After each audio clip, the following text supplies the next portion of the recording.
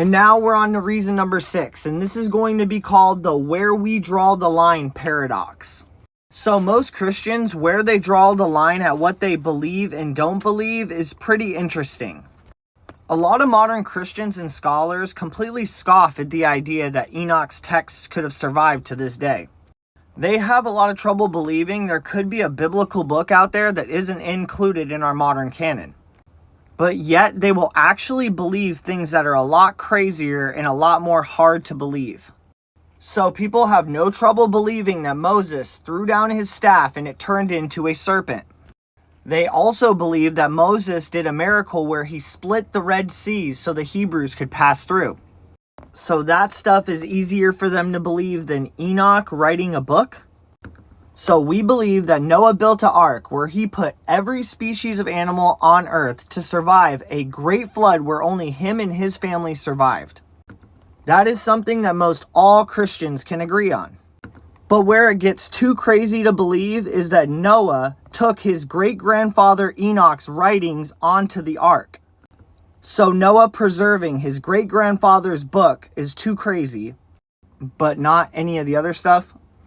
It just seems to be very confusing where we are drawing the line here. We believe Jonah survived inside the belly of a whale for 3 days. And not just survived, but then was spit out and lived long after that. So we can believe Jonah survived in the whale, but we can't believe the text of 1 Enoch survived until the modern day. The ancient writings of Enoch surviving? Way too much. So we as Christians can believe things like Joshua chapter 10:13, where it says, "The sun stood still and the moon stayed until the people avenged themselves upon their enemies."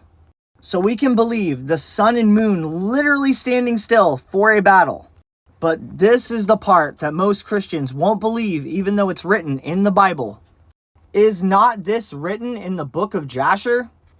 The book of Jasher is another extra biblical book like the book of 1 Enoch that is not in our canonical Bible. Even though we see it's clearly being referenced in the scriptures. And it's very interesting too, the book of Jasher also talks about the prophet Enoch. It talks about the prophet Enoch quite a bit and it seems to be pretty fond of him. Interesting, Jasher isn't included in our canon either. So I think if we can believe there was a talking snake in the Garden of Eden, we can believe that the book of Enoch is the inspired word of God.